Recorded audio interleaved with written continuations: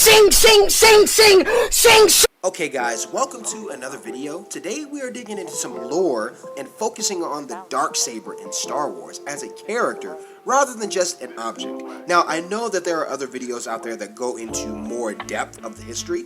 I just want to basically gaze through all the hands that have held the saber in canon so we can look at the Darksaber over time. Obviously, we have Din Djarin, who in the ending of the second season, chapter 8, the rescue ends up getting a hold of the Darksaber, which was orchestrated by the will of Moff Gideon. I'm actually so hyped to see what, this means for Mando and his relationship with Bo-Katan. Now, I already mentioned hers, so it only makes sense to talk about Bo-Katan. She ended up receiving the Darksaber during events of Star Wars Rebels from Sabine Wren. It is unknown how Bo-Katan lost the saber in battle, but this leads us right to our next host, Moff Gideon. He was first seen with the saber in the ending of the first season, which got fans so hyped and brought about so many new questions, really just regarding his history with Mandalorians. And then Sabine Wren. We know that in Star Wars Rebels, Trials of the Darksaber is where she first becomes the host of the ancient weapon.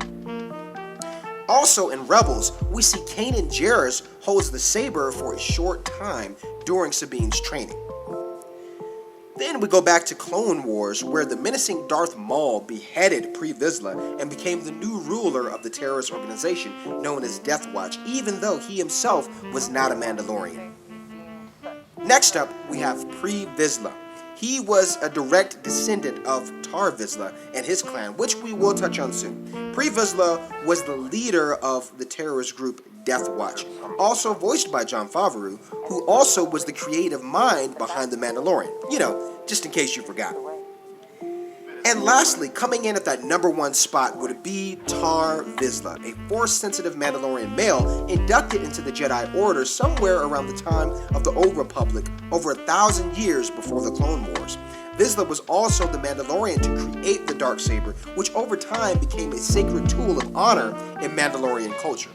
Now, one of the things I find most interesting about the Darksaber is that it is one of a kind. Like, we know there are several other lightsabers that exist out there, but there is literally only one Darksaber, which makes it so unique, especially its connection to Mandalorians. And, honestly, that pretty much wraps up the hand-to-hand journey of the Darksaber through the ages. At least what we know so far in canon. Now, I hope you guys really enjoyed this video. If you would like for me to do more Star Wars lore videos like this in the future, leave a comment below and let me know. As usual, thanks so much for watching, guys. See you for the next video.